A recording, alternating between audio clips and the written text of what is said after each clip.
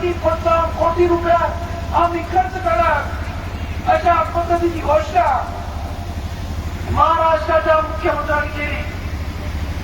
अरे आमचं म्हणणं आहे की तुम्ही कुंभमेळ्यासाठी 66,000 कोटी रुपये नाशिकमध्ये खर्च करता.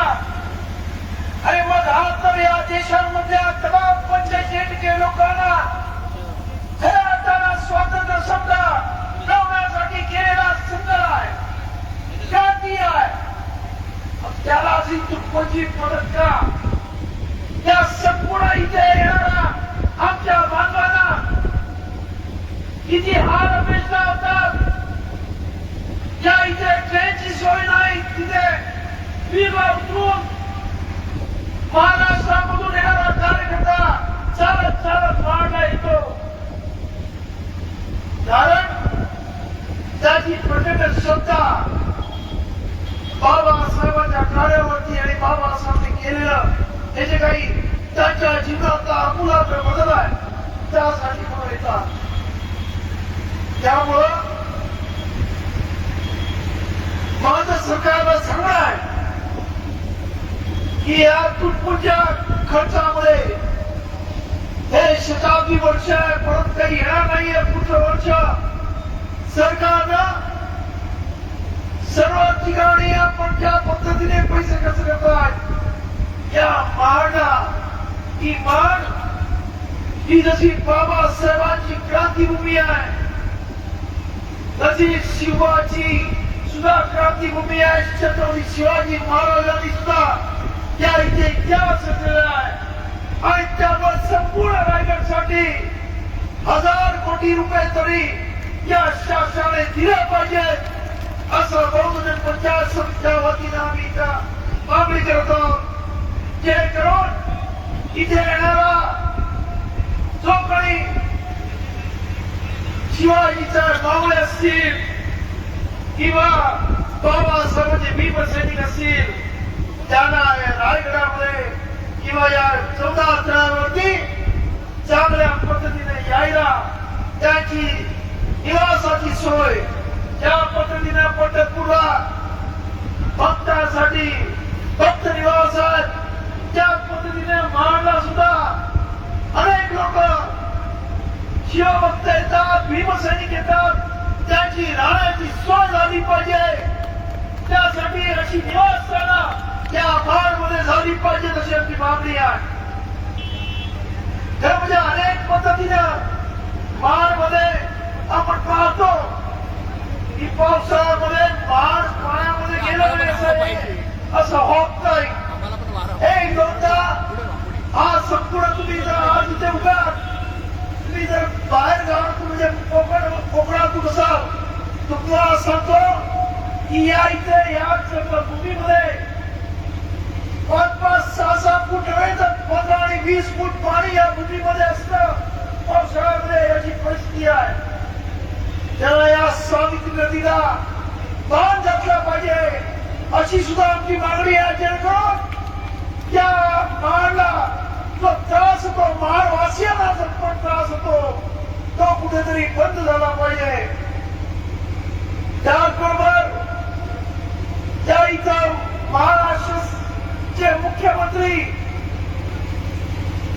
देवाभाऊ पाटील यांना मला सांगणं आहे त्यांनी आताच एक त्यांना अनंत पदर या रिटायर्ड जजने एक अहवाल दिलेला आहे आणि तो काय अहवाल दिलाय की शेड्यूल कास्ट मध्ये अपवर्ग करायचं म्हणजे शेड्यूल कास्ट मध्ये असणाऱ्या जातीमध्ये मोठी विजन करायचं आणि त्यांना वेगळ्या प्रकारे रिझर्वेशन द्यायचं.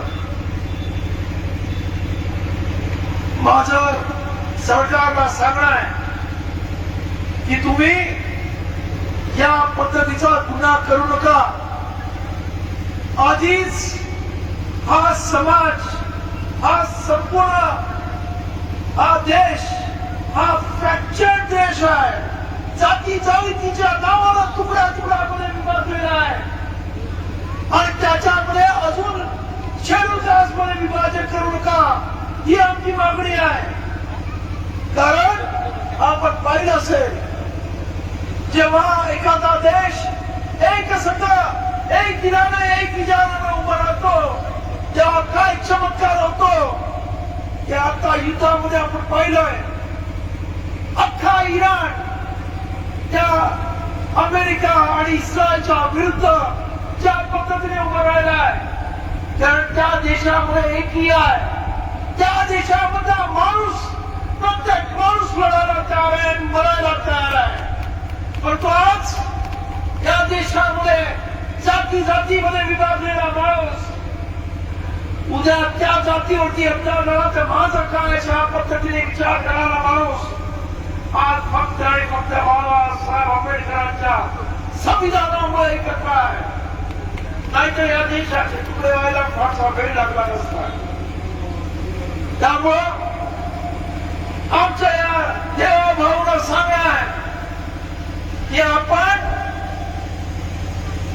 तुमच्या पूर्वजांनी या देशामध्ये या जातीच्या नावावरती देशामधल्या लोकांमध्ये जे डिव्हिजन केलं तुकडे केले त्याचा परिणाम देशाने हजारो वर्ष भोगलेला आहे.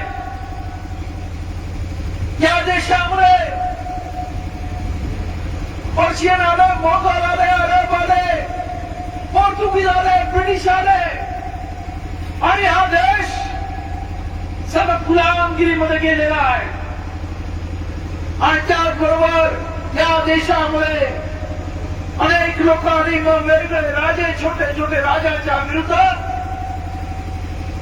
इतर परदेशातून आलेल्या लोकांना फितूर होऊन या देशामध्ये गुलामगिरी आणण्याचं कार्य केलेलं आहे. याचं कारण म्हणजे जाती व्यवस्थेमुळे कधी एकत्र नसलेला आदेश, कधी एकसंध नसलेला आदेश आणि त्याचा परिणाम म्हणून आपण पाहतोय की आता तुम्ही परत त्याचाच प्रयत्न आता सीमध्ये सुद्धा परत एकमेकांमध्ये भांडण लावून करून तो करण्याचा प्रयत्न करताय. असा अशाक्य प्रयत्न करू नका असं आम्ही बौद्ध जनपंचायत समितीच्या वतीनं आज या महाक्रांती दिनानिमित्त सरकारला आवाहन करू इच्छितो. त्याचबरोबर मी येताना पाहिलं की सर्वत्र आमच्या समाजाचा मिनिस्टर, समाज कल्याण मंत्री त्याचे बरेच कटाऊट लागले. अरे समाजाचा मंत्री असणं वेगळं, परंतु तिथं नुसतं मंत्रीपद स्वतःसाठी आणि कोणासाठी असू नये. जेव्हा तू समाजाचा मंत्री झालास त्या समाजाचा भलाचा विचार कर असं आमचं म्हणणं आहे. त्यांनी मध्यंतरी अॅट्रॉसिटीवरती भाष्य केलं पण अॅट्रॉसिटी बोगस असतात. आता आम्ही कोणालाही अॅट्रॉसिटी विरुद्ध लगेच अटक करणार नाही. अरे तुम्ही त्या कायद्याचे तोडणारे तुम्ही कोण आहात? तुम्हाला कोणी अधिकार दिलाय? या ग्रामीण भागामध्ये जातीय व्यवस्थेमुळे आमच्या मंडळीला कसा त्रास होतो हा त्या तिथं ग्रामीण भागातल्या बिचारा गरीब आंबेडकरी जनतेला, एससी मधल्या जनतेला विचारा. कोणी मंदिरात गेला तर त्याचा जीव घेतला जातो. कोणी त्या देशामध्ये नुसती पिशी ठेवली तरी त्याला मारलं जातं. घोड्यावरती वरात काढली तरी धिंड काढली जाते. अशा पद्धतीने अशा देशामध्ये जेव्हा अॅट्रॉसिटीची केस होते तेव्हा त्याच सोशल वेलफेअर डिपार्टमेंटचा मिनिस्टर जर असे भाष्य करत असेल तर खरं म्हणजे दुर्दैव आहे. आणि मग आमचं त्याला सांगणं आहे मिनिस्ट्री तुम्हाला लखलाबाची हो परंतु त्याच्यासाठी समाजाविरुद्ध जाऊ नका, आंबेडकरी जनतेविरुद्ध जाऊ नका. आमचं म्हणणं आहे की हे अॅट्रॉसिटीचा कायदा खरं म्हणजे अजूनही कडक करायला पाहिजे.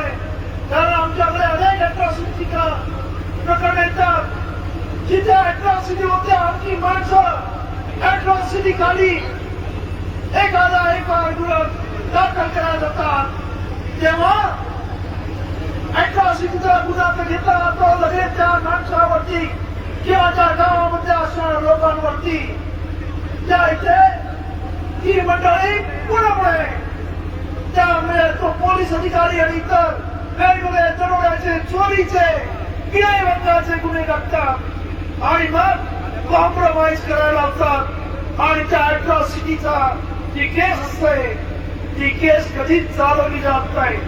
आजपर्यंत अॅट्रॉसिटी केसेस मध्ये जो त्याचा न्याय निवाड्याचा रेट आहे 1% कमी आहे. याचं कारण ग्रामीण भागामध्ये असणारी दहशत जातीवादी मानसिकता याच्यामुळे आधीच न्याय मिळत नाही आणि त्यात आमच्याकडचे असणारे जर मिनिस्टर ज्या पद्धतीने बोलत असतील ते खरंच अत्यंत दुर्दैव आहे असं म्हटलं पाहिजे.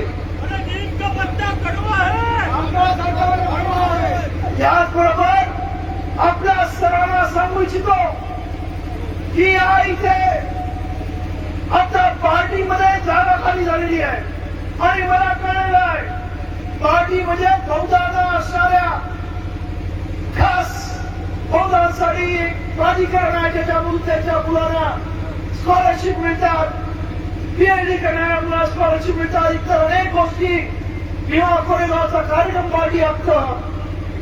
अशाच अनेक लोकांच्या म्हणजे मराठ्यांसाठी वेगळं महामंडळ आहे. हल्ली तर मातंग समाजासाठी वेगळं महामंडळ केलेलं आहे. परंतु या सर्वांच्या महामंडळाचे अध्यक्ष त्यांच्या समाजाचे अधिकारी आहेत. मराठा समाजाचा अधिकारी मराठा समाजाच्या असणाऱ्या महामंडळावर त्याच पद्धतीनं मातंग समाजाच्या महामंडळ मातंग समाजाचा अधिकारी प्रमुख. परंतु पार्टीच्या या महामंडळावर बौद्ध नेता इतर समाजाची नेहमीच माणसाची वर्णी लावली जाते. आमची मागणी आहे की या पार्टीचे जे महामंडळ प्राधिकरण आहे त्याच्यावरती बौद्ध समाजाचा अधिकारी त्याचा प्रमुख झाला पाहिजे जेणेकरून तो बौद्धांना न्याय देऊ शकेल. आणि या सर्व गोष्टीसाठी ही सुद्धा एक प्रकारे आपल्याला आताच्या परिस्थितीमध्ये या सर्व आजच्या परिस्थितीमुळे आपल्याला वेगळ्या पद्धतीनं हा सर्व विचार करायला पाहिजे की अजूनही बाबासाहेबांनी केलेली क्रांती पूर्णपणे संपलेली नाही, अजूनही जातीयता संपलेली नाही, अजूनही वेगवेगळ्या प्रकारची मध्ये आपण पाहिलं असेल संसदेमध्ये चर्चा झाली. कालच एक डॉक्टर जे म्हणला डॉक्टर माझ्याकडे आला होता तो त्याचा या युपीएससी मध्ये 742वा नंबर आला. त्याने मला सांगितलं ही माझी 4थी वेळ आहे परीक्षा द्यायची. पहिल्या वेळेस मी 1 मार्काने उकलो आणि त्याचं कारण काय की मला रिटर्न मध्ये भरपूर गुण होते. परंतु माझी जी तोंडी परीक्षा म्हणजे ज्याला वायवा म्हटलं जातं त्याच्यामध्ये एवढे कमी गुण दिले की त्यामुळे माझं त्यावेळी एक मार्काने मला आयएस होता आलं नाही. ही जी काही जाती व्यवस्था आहे की तिथे असणारी ही मंडळी आहे जी तिथे तुमच्या वायवा देतात, तुमची तोंडी परीक्षा देतात, ही मंडळी मुद्दामून शेड्यूल कास्टची पोरं असतील, शेड्यूल ट्राईबची पोरं असतील की त्याचे त्यामध्ये मार्क कमी करतात. एक म्हणजे अत्यंत म्हणजे ही वेगळ्या प्रकारची जातीयता आज आपल्याला जाणवते. आणि म्हणून आपण सर्वांनी आज सुद्धा बाबासाहेबांची म्हणून म्हणतो की जी काही क्रांती आहे, जी काही मुवमेंट आहे ही अजूनही संपलेली नाही. आपल्याला सर्वांना एकत्र येऊन या सर्व जातीय मानसिकतेविरुद्ध उभं राहणं ही काळाची गरज आहे असं सांगतो. या देशामध्ये जोपर्यंत अशा पद्धतीनं यासारख्या मनोवादी विचारांची लोक त्यांच्या सडक्या मनातून हे संपत नाही तोपर्यंत बाबासाहेब आंबेडकरांचा विचार आज या देशाला तारू शकतो. त्यापेक्षा या देशाला परत एकदा गुलामगिरीत जाण्याची भीती आहे. आणि आज खऱ्या अर्थानं या देशाला जर कोणी मार्ग दाखवू शकतो आणि या जगाला कोण मार्ग दाखवू शकतो तो म्हणजे बाबासाहेब आंबेडकर देशाला आणि तथागत भगवान दत्त जगाला. आज आपण पाहतो जगामध्ये प्रचंड मोठं युद्ध चालू आहे.